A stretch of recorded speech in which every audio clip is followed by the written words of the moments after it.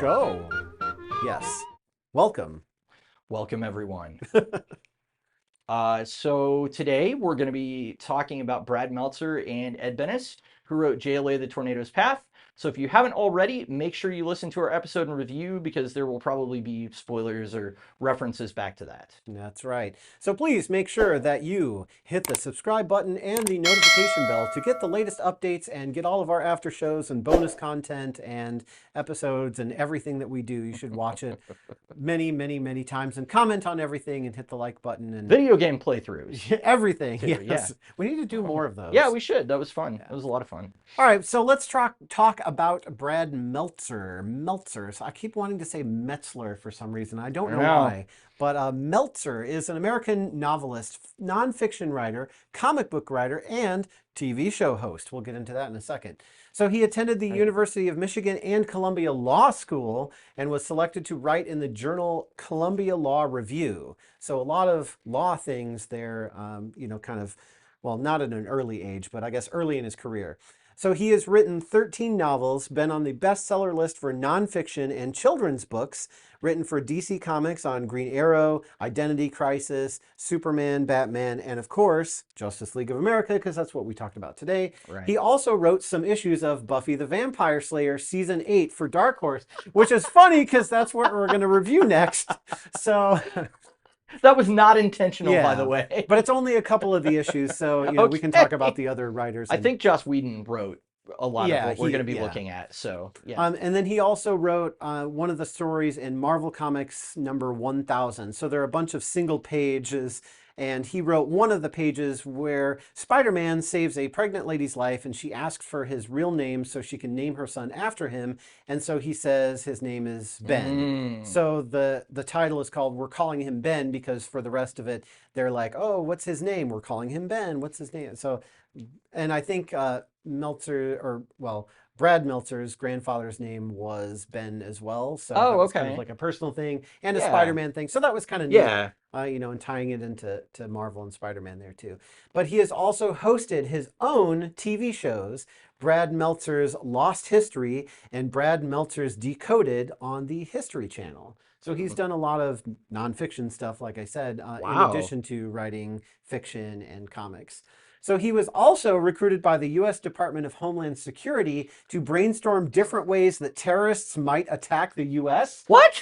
So hopefully he didn't say that, Ivo might partner with Grundy and steal Red Tornado's body in order for Grundy and then Amazo show, You know what? Less convoluted. Wait a minute, because I just thought of something based on that. So we're always talking about off the podcast how movies and TV shows, they think that the audience is dumb, right? And so they have to link it to one thing. It's one bad guy. It's one problem. It's all of that. So maybe Meltzer was well, in the intelligence community, he was like, in the intelligence community in the real world, there's actually all these problems and they're not related and they're all going on. And so maybe that's where his scattershot villain thought process came from. I don't know. I'm not saying maybe you're dumb.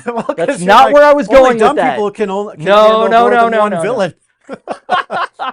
Well, he did link it back to one villain ultimately. It was all Professor Ivo. For you dumb people. Well, excuse me. For that audience that needs it. Princess. Anyway, so Brad Meltzer has actually played himself as an extra in Woody Allen's film Celebrity. He co-wrote the swearing-in oath for AmeriCorps, the National Service Program. Wow. And he earned credit from Columbia Law School for writing his first book, even though he got 24 rejection letters when he originally tried to get it published.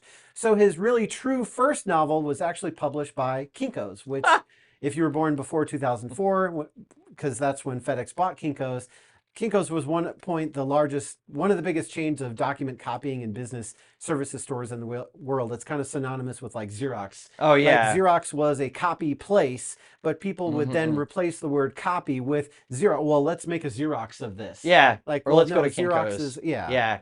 Yeah, Kinko's, I think we used to have one in Carbondale. I'm pretty sure we did. I think so. It was in that little island, in that really confusing intersection on campus that has the the overpass where like the train tracks are and everything. Anyway, Yeah, yeah.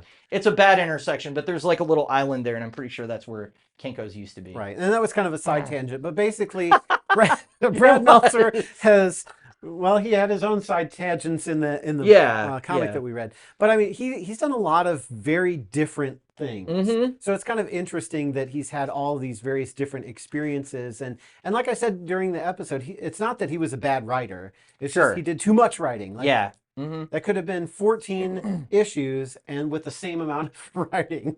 It's just more art. I It's needed more art in that one. it's interesting because that is normally a problem that happens with a penciler turned writer. Hmm. There is one specifically that I can think of that worked at DC for a while that tended to overwrite things even while he was penciling. And I was thinking, dude, like you're telling the story so well with your illustrations.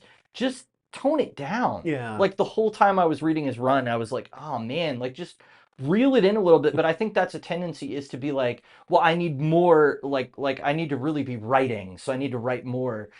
And it's interesting that he is primarily a writer, but he still kind of fell into that trap because Yeah. I view that as more of like a I don't want to use the word amateur thing, but it's something that like less experienced writers would be want to do, where they're like, well, I need to really Yeah. expand on this when really you can trust that your audience can get it from the images. So which transitions us nicely to talking about Ed Benes, who did the images.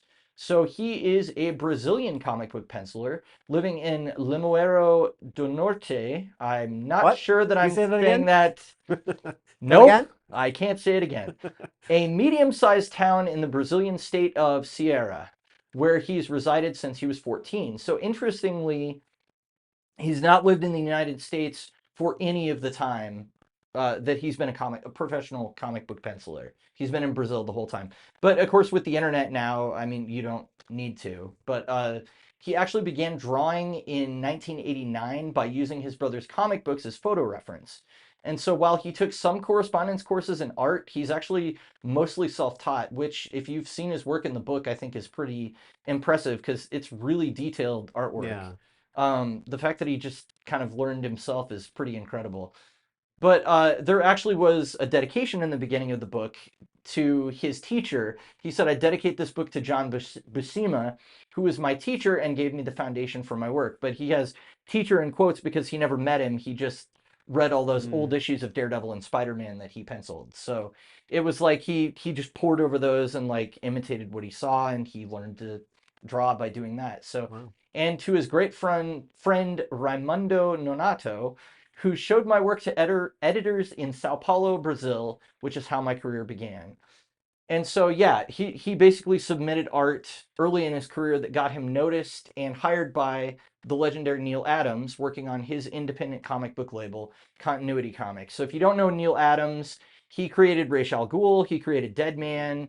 The look of Batman and basically every character in the Batman mythos that we grew up with in the 80s and 90s was came from Neil Adams Oh art. wow. Like it's all his designs. Kind of the slightly more elongated ears, but it's still like the blue cape with like really dark shadows and then like the yellow logo on front. That's the classic like Neil Hmm. Adams look. So he was a really big deal in comic books despite believing that the earth was flat apparently.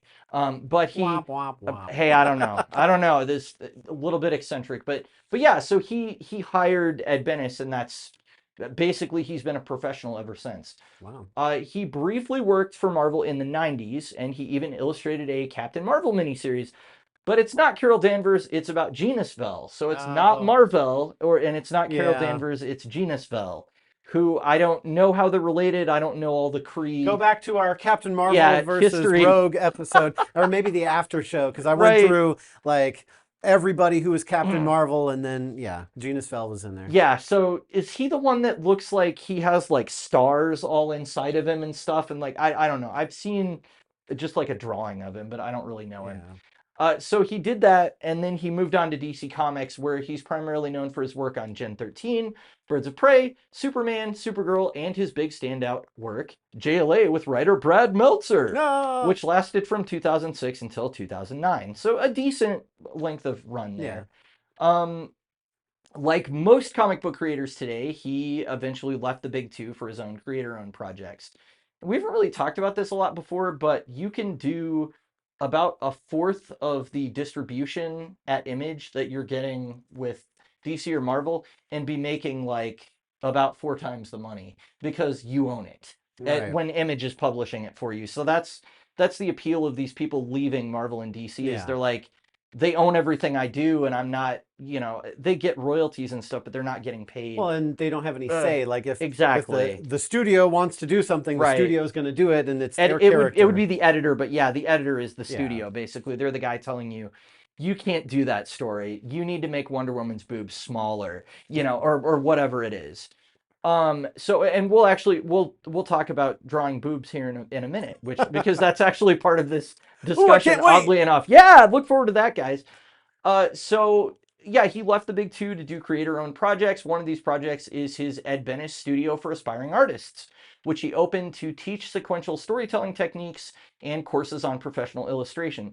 So it's kind of cool that like he didn't have any formal education, but now he's providing formal education for people. That's like you would maybe be like, well, are you qualified? But if you look at his work, it's like, well, yeah, you're obviously you obviously are a comic book professional. So he also published his first title as writer and penciler, Nina and Ariel, entirely through crowdfunding, allowing him to be free of any company interference or editorial concerns. So again, there's Yeah. the we don't want to be part of the system thing. Nina and Ariel is an adults-only comic that focuses on two female warriors trying to survive in a post-apocalyptic world. So this is where we get into that discussion that I mentioned earlier. He is described by some of his critics as having a cheesecake style, where he draws very like sexy women and they have very large boobs and there is a shot of like Black Canary's butt in Yeah. a double page spread in the story that we read. So that is something that he does. It's very noticeable. It's maybe not as bad as it was in that Spider-Woman comic that we reviewed. Yeah. That was just like way over the line where I'm like, all right, like Well, to the let's point let where she's like contorting her body to do some sexy pose that, yeah. like, you would break your spine trying to do that. Yeah, it's like that looks painful. So it's not that bad with Benes, but he focuses on the female form and enjoys drawing sensationalized, overtly sexy versions of characters.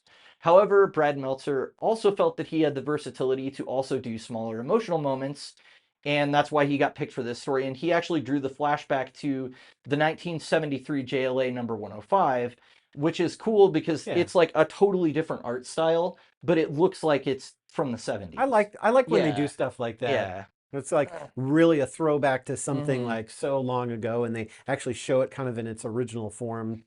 Yeah, I almost like would have liked more of that to get into his character more and Hmm. just, maybe make it a whole page instead of like half a page or something. But uh so also, I mean, I think you could make the argument that his male forms are also sensationalized and overblown. I mean, it's comic books after all. That's Yeah, kind of what we do. there's a lot of that. Like Captain He America, yeah. whose chest is like the The size of Rob like, Liefeld yeah. drawing that he's like never lived down the rest of his life. So yeah, Ed Benes does have overtly muscular, masculine forms for the men and very shapely forms for the women, but he's still capable of doing like the emotional stuff. Yeah. And he said actually in some interviews in the back of the trade that those moments, like showing Kathy's sorrow at feeling she'd lost John Smith, are when he really had the most fun with the characters. So he likes doing the emotional beats as well as the Mhm. more like cheesecakey stuff or the action scenes. Yeah, it wasn't like some of the stuff that Mm-mm. we've read where like the action's pretty good, but then anytime there's dialogue, people's faces are like blank Yeah, expressions or their mouths are just open and yeah. like no, they were very emotive and expressive. Yeah, it was good in that way. Yeah. And he said that the panel that he's most proud of from the Tornado's Path is his 3-page fold-out spread of the JLA's photo establishing the new status quo for the team. So, yeah, something that we haven't seen a lot in comics that we've read on this show is this is a very 90s thing to do. It's not done a lot Hmm. anymore, but yeah, you've got to pull the page out into basically a poster to see the full picture. for the Yeah. group shot at the end. That's something that you don't get when you're reading it with Yeah. like on a tablet or on the computer or Mm-hmm. anything. It's like when you're looking at the orientation, like, okay, yeah, it's a page. And then when you get to a 3-page spread, it's like landscape instead of portrait. Yeah. And so you're like, it's actually kind of annoying because now it's really small and you kind of have to zoom in to see Right. stuff. But when you have it in like physical, it's really cool because you're like, whoa, this is Yeah. cool. Like it's It's huge. yeah, Like it really you is. don't get that It really is electronically. cool. Yeah. So there's one thing I noticed in your notes that you skipped over, and I thought it was really Oh. important that we should mention it. So I'm going to Oh, I can't believe I break the missed fourth that. wall here to, Yes. Yeah, so I can't believe I skipped over this. I didn't mean to, but during New 52, he was responsible for penciling the introductory Red Lanterns arc. And so Joe here obviously must have known that, subconsciously or somewhere, so he wore his so Red Lantern shirt. if you hadn't realized it, we're actually in front of a green screen. And so one of the things about, doing a green screen at home is you can't wear green No. because it will blend with the green screen and basically you'll have no body, you'll be a floating head, which is a really cool effect if that's what you're going for. So I Wow. couldn't wear my Green Lantern shirt. I couldn't wear my Green Arrow shirt. And the only other DC shirt that I think I have is a Red Lantern shirt. So I was like, Oh, well, wow. I'll wear Red Lanterns because it's Yeah. DC and because Red Tornado, it's red like Red Oh. Tornado. So that was the reason why I picked this shirt. And then, No. yeah, Yeah, the first three trades are written by Peter Milligan, but the first 6 or 7 issues are all penciled by Ed Benes. So that's there pretty you go. cool. That's the tie back to the Red Lanterns for this episode. So That's pretty neat. yeah. All right, well, anything else? I guess that's kind of it for writer and penciler, but anything else you Um want to? yeah, I mean, just we could maybe talk about we talked about Justice League Unlimited a little bit, but that really is kind of the comparison point for Justice League for probably for you and for me too a Yeah. lot of times where I'm like they implemented the Justice League so well where it was kind of an anthology show where like each episode you have like a heavy hitter and then you have some second stringers. There's an episode where Hawk and Dove team up with like the Flash or something and there's an episode where you've got like Orion and the Flash and maybe like Captain Atom or something like that. And there's ones that focus on Green Arrow and it's really nice to take the Justice League and break them off into smaller points and just tell those stories that focus on like, okay, here's the character we're focusing on now. And I think just as far as what would I like to see in the Justice League, that's not a question that we asked in the episode, but that's something I would really like to see translated into the comic books more is instead of having to be locked into one roster, let's just embrace the fact that there are a bajillion heroes in the DC universe Yeah. and go, okay, this month, here's who we're focusing on. And I think that would be really great to read. So Yeah. And you could have, it would be hard to have like an overarching story if you're changing the team every time. But then right. again, why would you need to carry a story through 12 issues anyway? Mm-hmm. Or you could, and it would just be like, every other month you have the main story like tie-in or something. Like, Sure. I think there's ways to do that that would be really cool, and you could rotate characters more Mm-hmm. often instead of waiting until the end of the year and Right. then going, oh, we're going to offload and onload and change, and then we're going to be locked into these people for the next 12 Right. issues or anything like that. And I don't know if there's any team books out there that do anything like that. I know some of the like Mm. Marvel, not the Avengers, but some of the other groups, Well, they you've got like West Coast Avengers where you get to see some different characters sometimes, but they're not really relevant too much yeah. anymore. Um, I'm trying to think of other teams. I mean, the New Warriors are a good one at Marvel where it's like, hey, these are characters that don't get a lot of exposure Hmm. anywhere else. Let's see them in their own book. Right. But I mean, as Um, far as rotating like more often, Oh it's yeah, just I don't know that any Marvel team up would maybe be the closest thing to that, but that's usually Spider-Man team up is what yeah. that means. It's usually like it's Spider-Man and then there's another hero this month. Which I mean, that's Although that's totally yeah, fine. right, yeah. Or there's Marvel 2-in-1, which is also a team up book, but that's almost always Ben Grimm and then Hmm. somebody else is kind of how that book usually goes. Yeah. So Well, I guess you do that in like a character's regular run. I mean, talking yeah, about Spider-Man, like he would cross sure. over with the FF quite a bit, or just with Johnny Storm, Mm-hmm. that kind of thing. So it's like you have those crossovers here and there, and that's how you see the characters together. But Yeah. then when it comes time for this is a book that is about a group specifically, Mm-hmm. then it's like, well, you have to have all these characters and keep that Right. consistency, I guess, in order to make it work. I But think I think the fear is coming from I don't I it's probably not the writers if I had to guess. the fear, because even reading this, I can tell that Brad Meltzer likes Black Canary. I can tell that Mm, Brad Meltzer likes Red Tornado. The fact that he likes these characters is one of the reasons why he selected them to be on the team and why he gave them all these stories that eventually wove together. yeah. I think the fear on the editorial and publishing side is that we need Superman, Batman, and Wonder Woman to sell this book. And so you've got the money people that are going, well, you've got to include them because people buy Justice League, they want to see Superman. People buy Justice League, they want to see Batman. And it's like those guys mostly have more than one title already. Superman always has two books. Batman always has two books. You've got Action Comics and then Superman. You got Detective Comics and then you have Batman.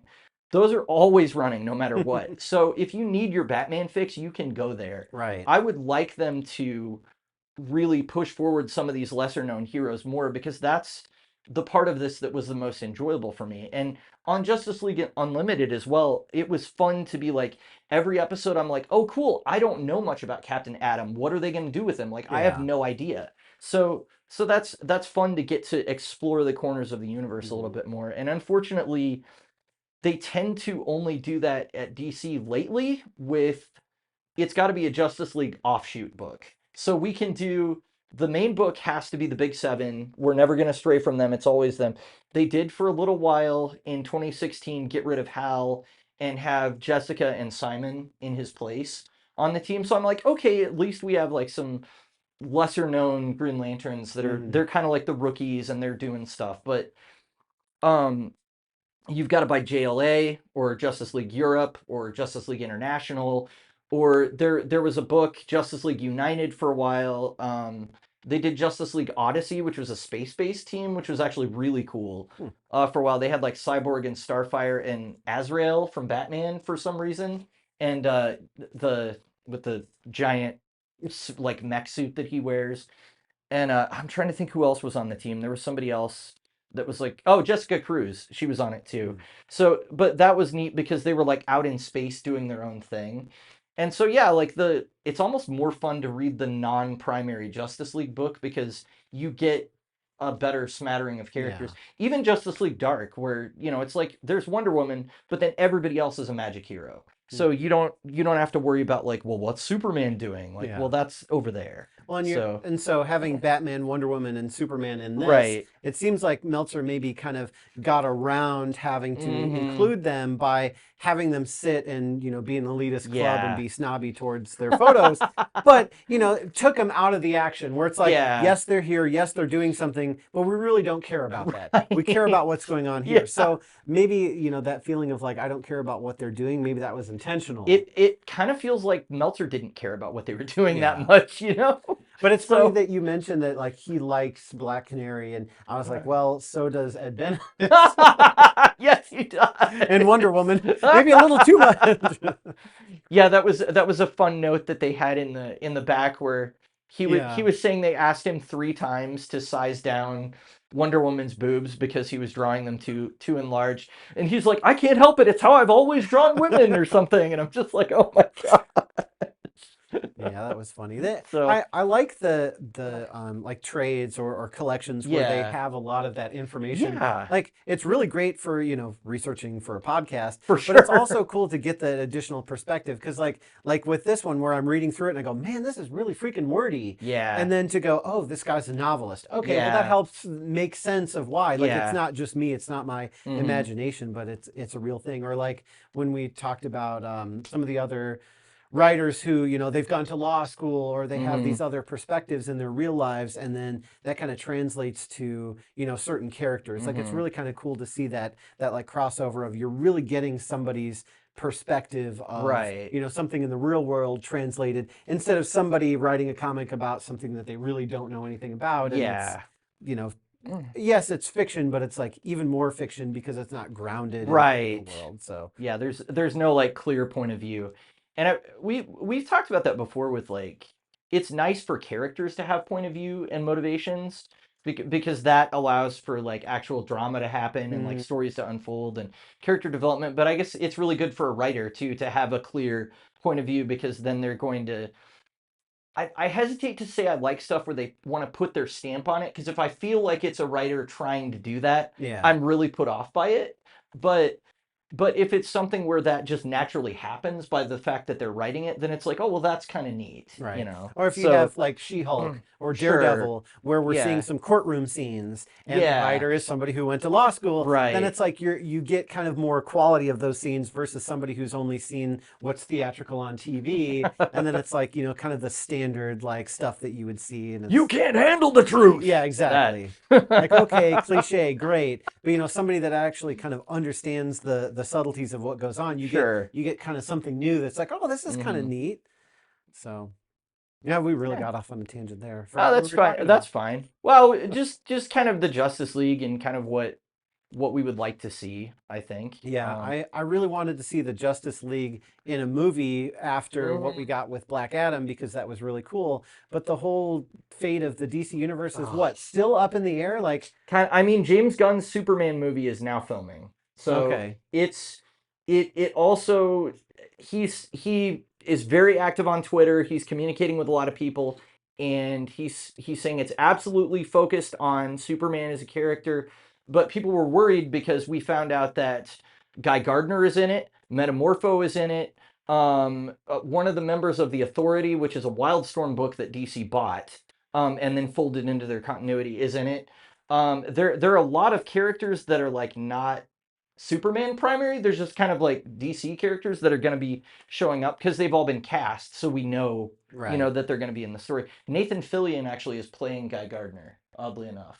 Interesting. He's voiced Hal Jordan in like I several know, animated. I know, Weird. I know. It's very interesting. I'm like, is he going to look really goofy with He's like gonna red need to. hair and Yeah, I think he's going to need to like channel a little more energy. yeah, Like I think exactly. of Guy Gardner as like, Yeah, yeah, he's rash and he's gruff and he's loud, but he's also very animated of like if he yeah. gets angry about something, I mean it's well, I mean I'm He's like wearing a really angry about. yeah. So like we Yeah. really need to see him emote, and I don't know, Nathan I don't Fillion's like know. he's got kind of more of that like dry humor, Yeah, like it's he'll be excited about something, but it'll be kind of like I don't know, more like a satire than yeah. a in your face like Well, his character on Firefly was definitely not like in your face excited all the time. right. It was more understated where he was kind of reacting to stuff, kind of like, huh, and that Yeah. like those smaller What moments. you wanna fly there, or you wanna lead the ship, or lead the team, or whatever? Yeah. Yeah. Well, Well, you you can't. can't. Yeah. He's got that kind of like quippy thing to him. But that's not Guy Gardner. No, Guy it's really Gardner's. not. Guy Gardner is kind of a different character. So Well, you want to lead the ship? I'm gonna punch you in the face if you think you yeah. can. Yeah, it'd be a lot more like One of the greatest Guy Gardner moments I've ever seen. And it's one of the early Rebirth issues of Hal Jordan and the Green Lantern Corps, but the whole Corps is in it, so it's not just about Hal. There's an issue where Hal gets Arkillo, who's kind of like Sinestro's top lieutenant, to take his ring off, and Guy takes his ring off so that they can like fight each other hand to hand because the corps can't get along and they're supposed to be cooperating on this mission and they can't decide who's going to be in charge. And he's like, if I can beat you with my bare hands, then the Green Lantern Corps will be in charge. He beats Arkillo so badly, he like rips his eye out of his socket and everything. It's like, it's such a brutal fist fight. And it's like, there's kind of no reason for it to go that far, except that it's Guy Gardner, and that's what that's he just like does. what he Now does. imagine Nathan So, Fillion do that. yeah, My I'm God. just like, I just can't picture him At least doing he that. wasn't So wearing his Red Lantern ring when he did that, because it's he wouldn't have been true. able to pull that It's off. true. It's very true. Yeah, that would kill him. Yeah. So yeah, I don't know. It's interesting because there are going to be a lot of other DC heroes in Superman Legacy. So people are going, is this just going to be a movie that's world building, that's setting up other movies? And Gunn, James Gunn is like, no, it's absolutely a Superman movie. Just because I've cast these characters doesn't mean they're going to be on screen for like 50 minutes. Right. They're just in it. So Or it could be like Brad yeah. Pitt, where you only see his face for a Oh my split second gosh, that was so funny. in Deadpool. The doesn't Matt Damon have a cameo in Thor Ragnarok as well, where Yeah. he's like the guy that's in charge of Asgard while nobody's there or something, and he's Hmm. kind of like this goofy dude. Just like, how did they get this big name guy to come in and do that? I think they must like to do stuff like that. Yeah, Like when you have a Star Wars movie and you could put literally anyone in a stormtrooper outfit and you're not going to know that it's, Daniel right, Craig who's, right. on screen, but those kinds of things. I think they do that just for fun. Yeah, it's gotta be fun. Yeah, so the Justice Society in Black Adam was freaking awesome. Yeah. And I'm so upset that we're not gonna get to see that. That I was like, That's I have such hope a for loss. the future of DC. Now that I've seen this movie, I'm like, DC's gonna come back and they're gonna have some great movies. And then the whole James Gunn thing, and I'm like, now we're gonna start They over. torpedoed the ship. Yeah, they just, as it got really good. Pierce was so good as Dr. Fate. Yeah. I liked Hawkman. I liked even the, like Sorry, I have to do it. Cyclone and Atom Smasher weren't as primary, but like they were cool additions too. It's like, oh cool. And actually, I didn't mention this in the episode, but to tie it back to this, Cyclone is, I believe, the granddaughter of Ma Hunkel, who is the original Red Tornado. So who was not an android, but she's a woman with a red outfit and oven mitts on, and she has like pots and pans that she hits people with. She was not Mom Urkel? What? It's like Ma Hunkel. Oh. Maxine Hunkel is Cyclone. So she's, okay. believe her granddaughter. But yeah, that's the original Red Tornado. There was one before the android. Wasn't there also like a Red Torpedo and then? Yeah, Red Volcano, Red Torpedo. I know that they are on the Young Justice show. I'm not clear if they're in the comics or not, so I don't want to say like, yes, they're absolutely in the, because, don't come at me, people of the internet. Definitely make sure that you comment on this video and come at Mike and tell him that he's completely wrong. Right. But I know I saw them in Young Justice, and they probably didn't pull them out of thin air. Well, I think Red Torpedo was mentioned in the clip that yeah, I cut that out because it wasn't relevant to the JLA story. They might have mentioned them briefly in the story that we read too, because there is a sequence where there's a huge fight scene against a bunch of different Red Tornado like robots. Oh yeah, that are like different colors. Yeah, they have different powers like lightning and all those good things, and other elements of powers. Yeah, earth, fire, wind, water. And yeah, heart. we kind of exactly heart. Heart. Yes, and with that, I think we should wrap this up. I think so too. All right. Well, thank you so much for listening. This has been yet another after show. So let us know what you think on social media. If you want Joe to stop doing this. Joe. I can't believe they took out the Joe song out of Sonic. But... Michael Jackson. All right, but anyway, yes, so thank you so much for tuning in, and we'll get you later. We like comics because they have no